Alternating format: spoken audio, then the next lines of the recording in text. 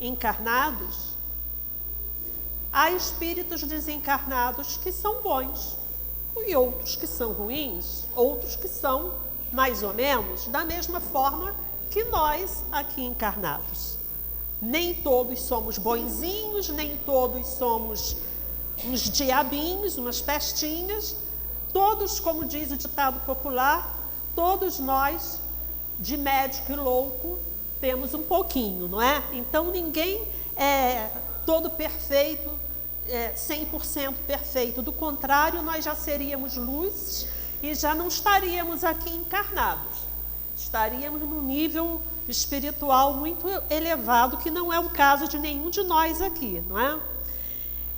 E quando a gente fala também em obsessão, quando a gente fala em obsessão, a gente pensa, só tem um espírito lá do outro lado que está atrapalhando a minha vida. Ora, o homem é um ser social. Nós vivemos das nossas inter-relações, não é assim? Nós encarnados e nós desencarnados também. Ou seja, os espíritos que atuam obsediando são espíritos como nós hoje, mas que estão desencarnados. Ou seja, nós que estamos aqui hoje assistindo a esse estudo, amanhã podemos ser obsessores, bonzinhos ou ruinzinhos. Porque a obsessão, que o coitado do obsessor é mais vítima do que algoz. Por exemplo, tem um caso de uma mãe que estava muito doente, mas ela tinha perdido um filho há cerca de 18 anos. E ela vivia chamando por esse filho que tinha morrido. O coitado não tinha descanso. Em vez de ela rezar para a elevação espiritual dele, ela ficava chamando esse filho. O que aconteceu? Ele era um espírito que estava doente. Ele gostava da mãe dele? Gostava. Ela estava chamando? Eu vou atender a minha mãe. Ficava lá a mãe moribunda e aquele espírito doentinho ao lado dela, porque ela não parava de chamar pelo espírito. Então, esse é um caso em que nós temos uma obsessão de uma pessoa encarnada para um desencarnado. Olha que coisa triste. A gente tem que ter muito cuidado. Eu não consigo imaginar a dor de perder um filho, mas a gente tem que ter muito cuidado. A gente tem aqui no recinto mãe que já perdeu o filho. E essa pessoa me disse, eu estou conformada, porque eu sei que é a vontade de Deus. Deus dá, Deus tira. É claro que ela está conformada, mas ela está triste. Não é, mãe? Ninguém fica feliz ou vai se esquecer de ter perdido um filho. Mas ela está conformada.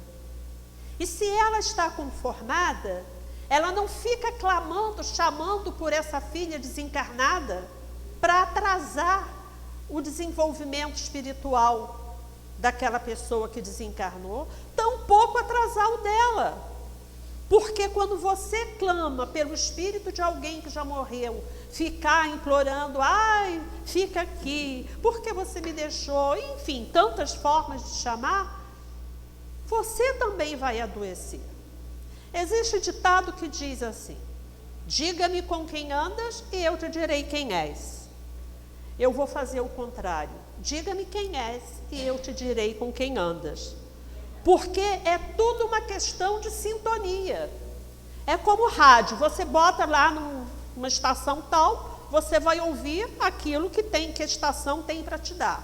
Coloca um outro, vai na televisão, muda de canal, vai ter a programação que ali oferece. Cada um de nós tem um potencial. Cada um de nós tem a oferecer alguma coisa diferente do outro. E se nós ficarmos pensando em coisas ruins, nós podemos nos auto-obsediar. Então vejam só, nós podemos ter a obsediação de um encarnado para um desencarnado, e podemos ter a obsediação de nós para conosco. Veja só, é a auto-obsediação. Que coisa mais triste. E isso é o que mais tem. Agora, é claro, você vai fazer sua auto-obsessão e não quer dizer que toda essa trajetória da sua auto-obsessão vai ser você sozinho, não. Porque vai acontecer o quê? Você vai ficando doente, você vai ficando para baixo, vai ficando deprimida, cada dia você tem uma situação pior, você não está satisfeito com nada, você só sabe reclamar da sua vida. Você não percebe, não se dá conta, se você fizer uma listagem das coisas ruins e das coisas boas da sua vida, eu tenho quase certeza de que vai prevalecer a listagem de coisas boas. O número de coisas boas vai ser bem maior do que a de coisas ruins. Mas a gente não tem hábito, eu mesma nunca fiz uma listagem dessa, mas eu tenho certeza de que as coisas boas na minha vida são maiores do que as coisas ruins. E mesmo quando as coisas ruins acontecem, eu procuro, e todos nós deveríamos fazer isso, devíamos fazer isso, tirar uma lição daquilo que de ruim aconteceu ou está acontecendo com a gente. Porque senão a nossa encarnação pode ser perdida. Nós podemos perder uma encarnação inteira porque nós não somos gratos. Nós podemos perder uma encarnação inteira porque nós não nos conhecemos. No último estudo, quando eu falei em depressão, eu disse que era importantíssimo o autoconhecimento. E o autoconhecimento não é importante só para que a gente evite uma depressão. Ele é importante também para que a gente evite ser obsediado. Porque ficar triste, ficar com uma tristeza um pouco mais profunda, isso faz parte da vida de todo mundo. Todos nós ficamos alegres no momento, ou ficamos tristes em outro momento. Isso faz parte. Nós ficamos com raiva, nós ficamos com ódio. Todos esses elementos estão em cada um de nós. A diferença é que há pessoas que deixam prevalecer ou o ódio, ou o amor, ou a tristeza. Essa é a grande diferença entre nós. Aqueles que deixam prevalecer o ódio, eles têm obrigação de procurar mudar de comportamento. Eles têm obrigação urgente de fazer uma reforma íntima. Eles têm obrigação urgente, e todos nós temos obrigação urgente de perdoar. Porque se nós não perdoarmos, nós seremos os obsessores de amanhã. Não tenho a menor dúvida disso. Às vezes, e eu já ouvi aqui dentro da casa de pessoa, alguém fez uma coisa qualquer com você, não foi agradável, te complicou a vida, aí você fala assim: deixa ela que me aguarde, ela vai ver o que é bom para tosse. Gente, dentro da casa espírita, pelo menos fale lá fora, que aí a gente vai ter a justificativa. Não, falou lá fora, mas não é para falar em canto nenhum, porque a gente num primeiro momento eu fiquei com uma raiva, mas vamos superar esse momento, vamos ficar com vergonha de termos tido esse momento, para que a gente não passe a obsediar ninguém no futuro.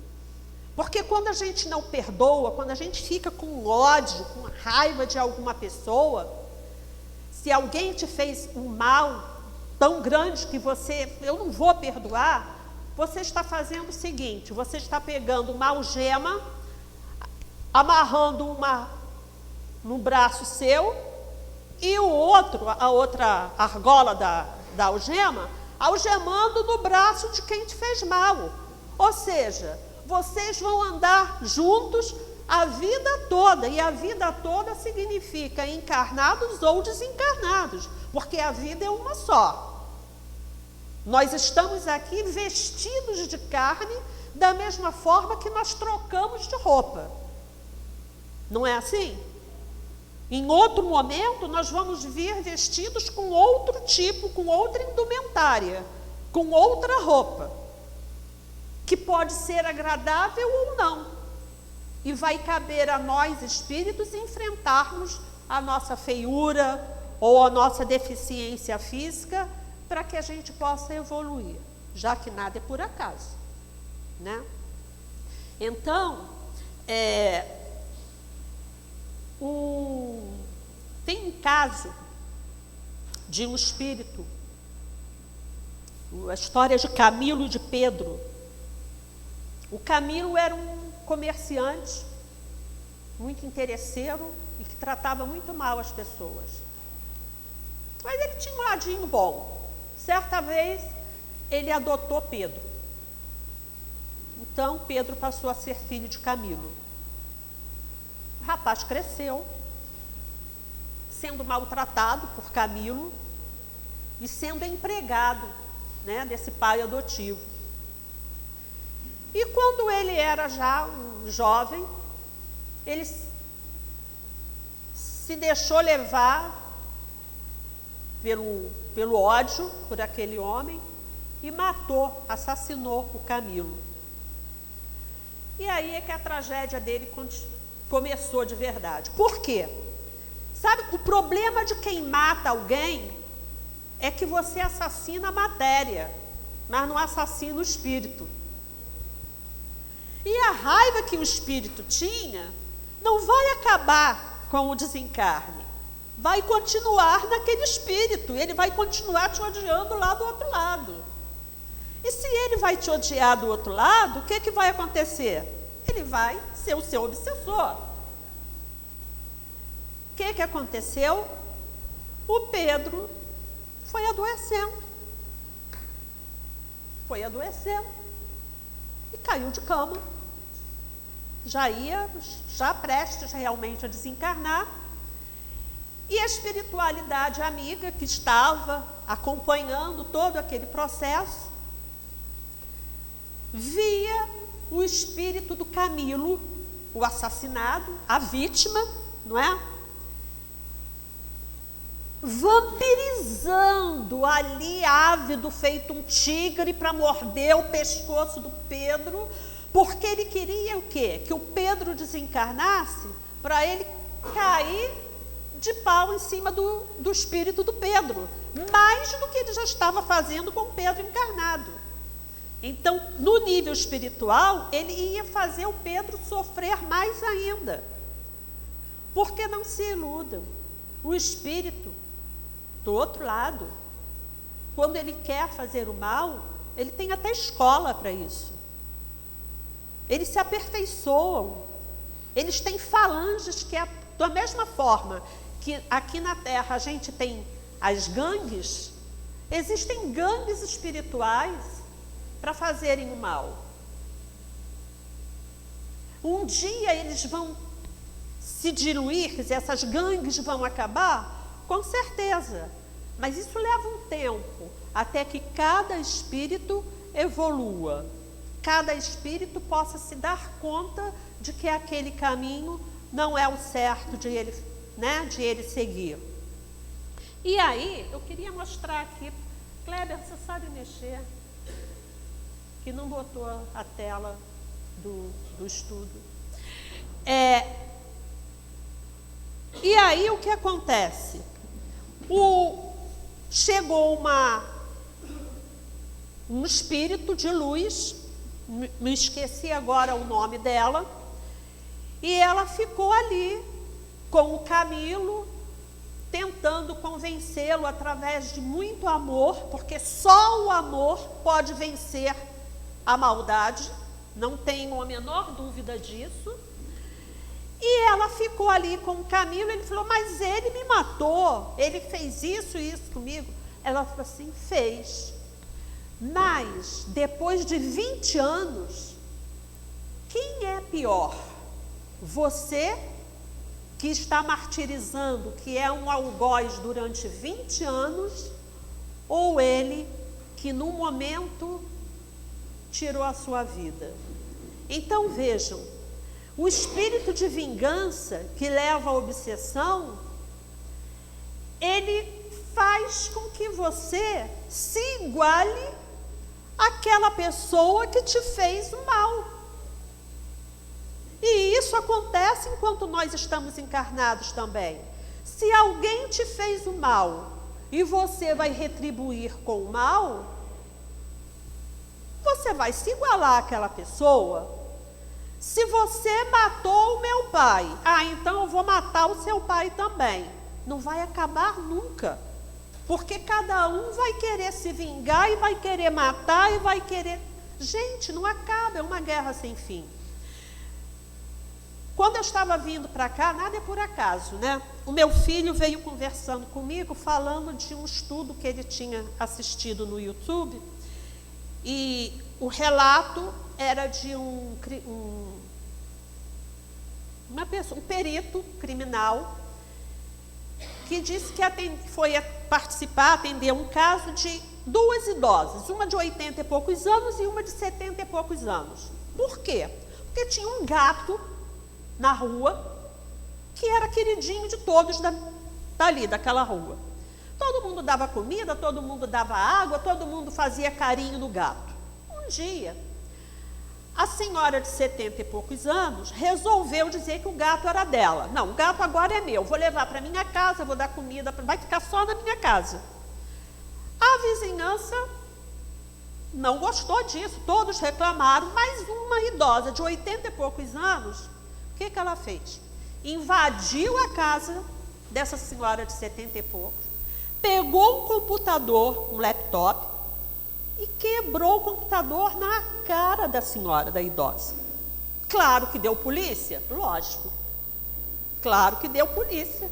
E claro que ia dar um inquérito policial. Bom, esse perito, quando ele chegou, que viu, né, a situação, ele falou para o filho da senhora de 83 anos, olha, esse vai ser um caso sério, cara, porque se ela tivesse feito isso na sua mãe, você ia querer acertar as contas com ela. Só que a outra senhora tem um filho também, que vai querer acertar as contas com você ou com a sua mãe.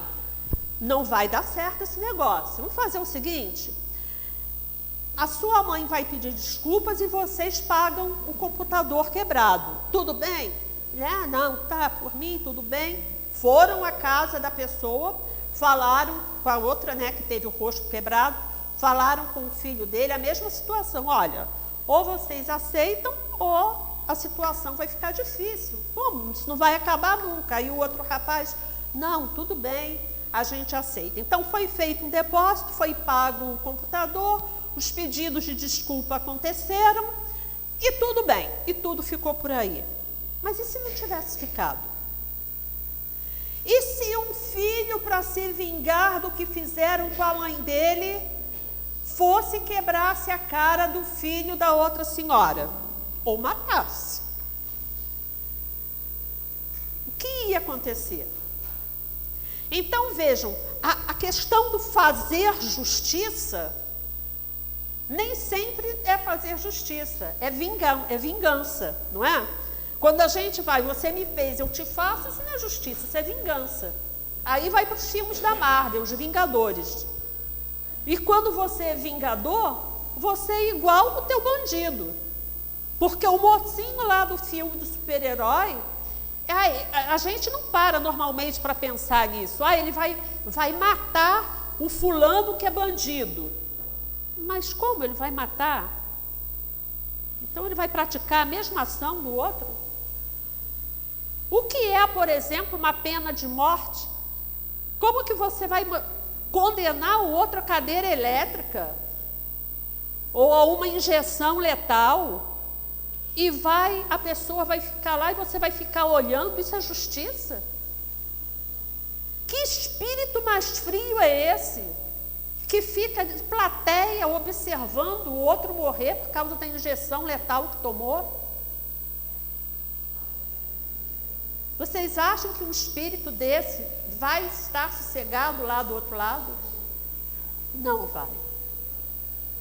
E a gente tem aqueles espíritos também, aqueles obsessores, que muitos de vocês aqui trouxeram obsessores para cá, para casa. Não necessariamente os ruins. Quando a gente trabalha na desobsessão, é muito comum, é muito comum que a gente converse com o espírito que está ali e fale: mas você, como que você chegou aqui? Por que você está com esse irmão? Por que você está acompanhando esse irmão? É que eu vinha pela rua, caso de espíritos que estão realmente na erraticidade. Eu vinha pela rua, aí eu vi aqui as pessoas entrando nesse lugar com essa luz toda. Essa luz toda não é essa luz que a gente está vendo.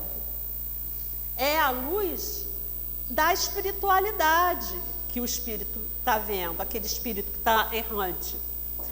E muito iluminado, aí eu entrei para ver o que era. Isso significa o quê? Que vocês podem estar aqui, nesse momento, acompanhados de um espírito que não está para fazer mal a vocês.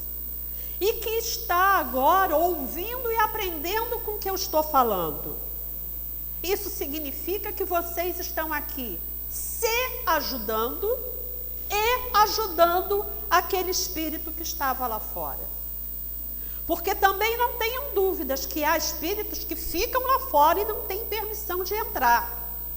Que a casa tem os espíritos que ficam guardando a segurança espiritual da casa.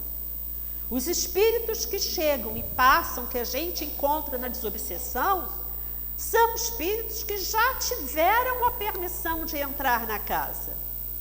E outros que não têm, mas que estão acompanhando, podem estar acompanhando alguém. E como é que a gente vai resolver isso? Eu venho para a desobsessão, vou passar na desobsessão, a gente faz todo um trabalho para tirar o espírito que está atrapalhando a vida daquele irmão. Aí vocês saem daqui zen, né? Graças a Deus, foi feito o tratamento, eu estou numa vibe maravilhosa, está tudo ótimo. Só que quando vocês chegam do portão para fora, vocês não continuam se comportando como se comportam aqui dentro. Vocês continuam pensando de maneira errada como estavam pensando antes de virem para a casa espírita. Portanto, vocês estão deixando a porteira aberta e vão ser obsediados? Vão continuar com obsessão? Vão.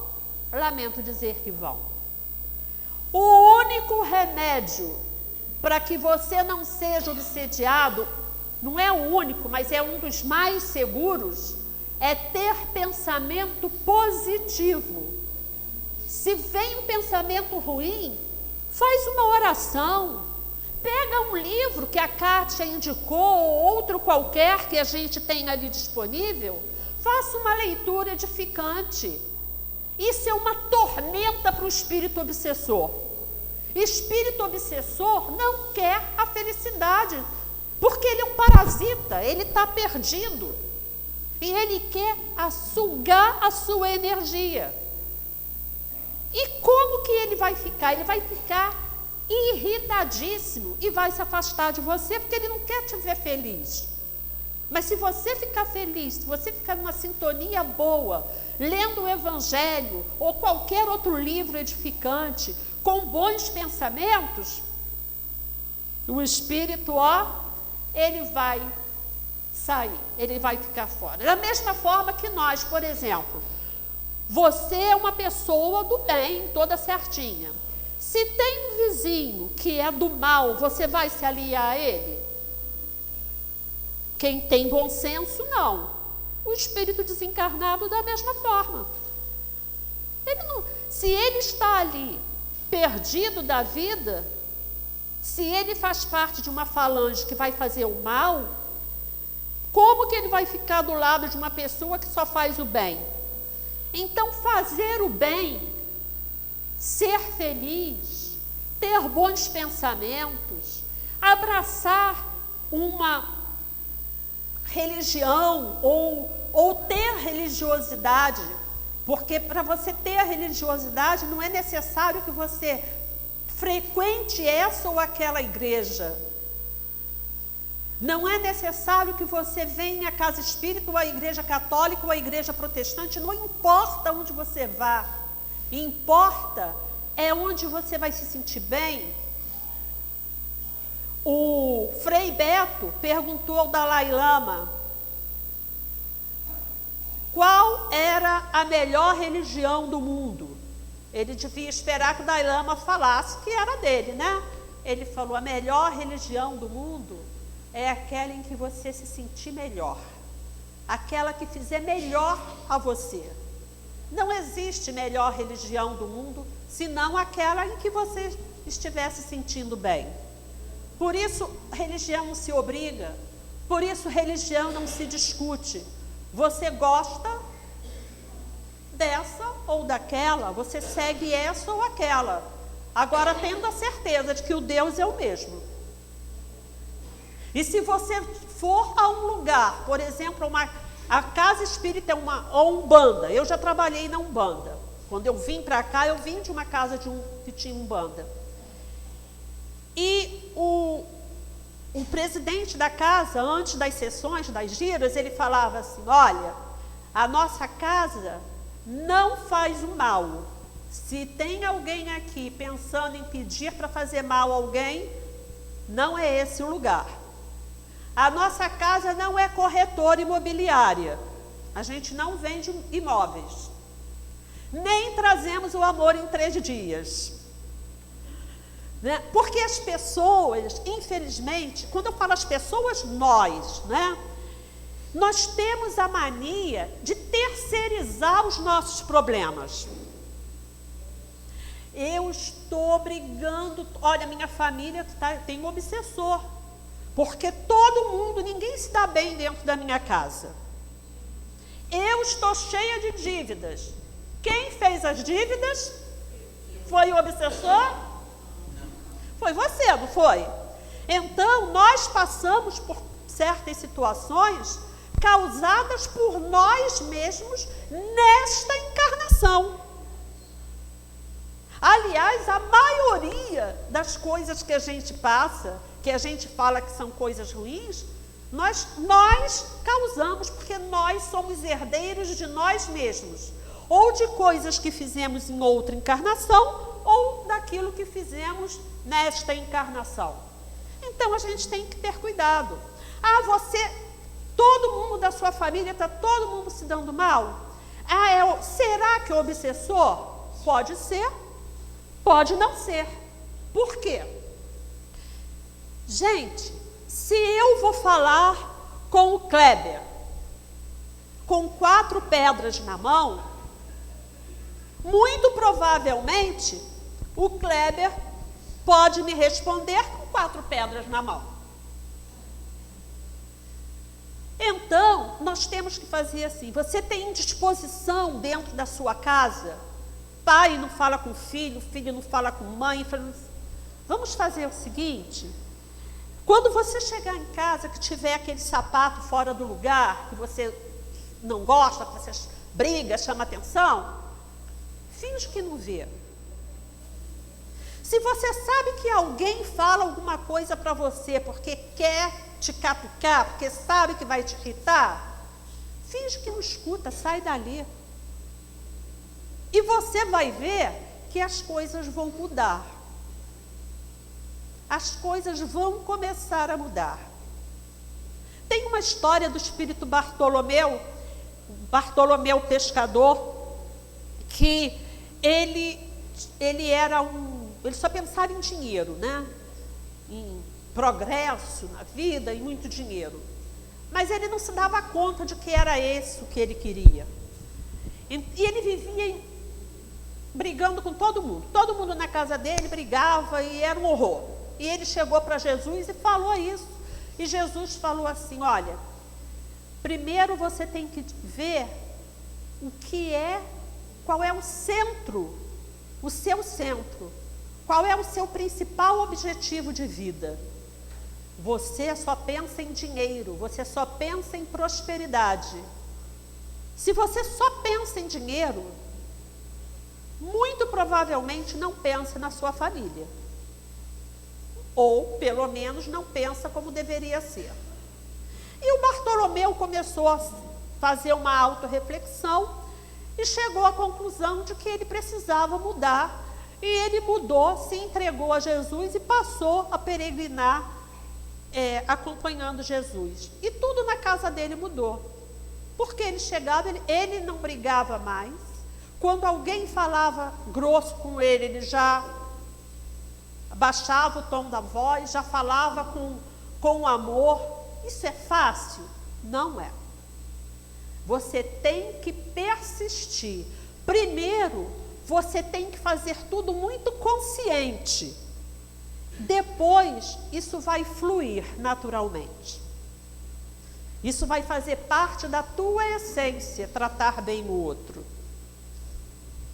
Então, a gente tem que pensar com carinho quando a gente fala nesses obsessores. A obsessão é a ação persistente ao domínio que alguns espíritos logram adquirir sobre certas pessoas e é praticada por espíritos inferiores que procuram dominar o outro. Nenhum espírito evoluído é obsessor. Nenhum. Não tem exceção. Quer seja encarnado, quer seja desencarnado. E como que eu posso ser obsessor do Paulinho? Vou ser obsessora do Paulinho. Ele está encarnado e eu encarnada. Eu não gosto do Paulinho e vou começar a jogar energia mental. Fico plasmando as coisas com pensamentos ruins direcionados a uma determinada pessoa. Eu vou atingir? Posso atingir. Da mesma forma, quem é aqui que murcha, mata a planta? Alguém aqui já passou por isso? De chegar, é uma energia, de alguma forma, uma energia ruim, que mata a planta. Eu tinha uma tia que falava que nunca se esqueceu, que ela chegou numa casa, viu uma planta tão linda e falou: que planta linda. Ela entrou, quando saiu a planta estava toda desmilinguida. Né? É uma energia ruim. Então, se você tem uma energia ruim, você consegue jogar no outro. Quantos de nós não já chegou num lugar e quando entrou sentiu aquele clima assim pesado, aquela energia pesada, sabe? Que fala assim: caramba, eu vou sair daqui porque chega, me deu um arrepio. Isso, por quê? Porque as pessoas não estão vibrando energia positiva, estão todas cheias de maus pensamentos, de egoísmo, de vaidade, sabe, de inveja. Isso tudo traz muita coisa ruim para todo mundo. E há outras, pelo contrário, que quando chegam assim perto da gente, trazem uma coisa tão boa. Você chega, se sente leve perto da pessoa, é tão gostoso ir à casa de alguém que você... Nossa, eu adoro ir à casa do fulano, porque lá é uma energia, é tão tranquila. Sabe uma coisa? Vocês já ouviram falar em casa mal assombrada, não é? As casas, elas retêm nas paredes a energia de seus moradores. Então, por exemplo, você vai para um quarto de hotel. está cheia de energia, sei lá de quem. Quantos desconhecidos de todos os tipos passam por um quarto de hotel? Antes de você dormir, faz uma prece para aquele ambiente, uma prece para você, sabe? Porque a energia vai ficar leve, você vai dar a sua energia para aquele ambiente. Se você vai para uma casa nova, mesmo que a imobiliária pinte para te entregar, chega naquela casa, passa uma tinta, mesmo que seja da mesma cor, do seu gosto, para impregnar a sua energia àquela casa. Faz uma recepção com os seus amigos mais íntimos, com as pessoas, né, que você gosta, que você sabe que tem afeto por você também. Faça uma recepção para aquelas pessoas na sua casa. Não é festa, gente, de fazer comes e bebes, não se trata disso. Faz um lanche, recebe aquelas pessoas, apresenta a sua casa para aquelas pessoas. Vai mudar a energia dessa casa. E não tem obsessor que vai querer ficar ali. Porque como é que vai ficar? Uma casa cheia de energia boa? Como que o obsessor vai querer ficar ali? Não vai ficar. Vamos ver aqui.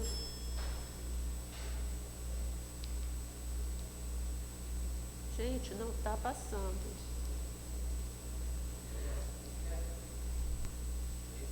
Oi? Eu quero continuar. Ainda bem que eu sei falar sem ler, né? Não, eu quero os outros, eu quero apresentar os outros. Tá na ordem? Os pensamentos, tudo isso eu já falei, é só para sistematizar. Peraí, você está passando tudo rápido.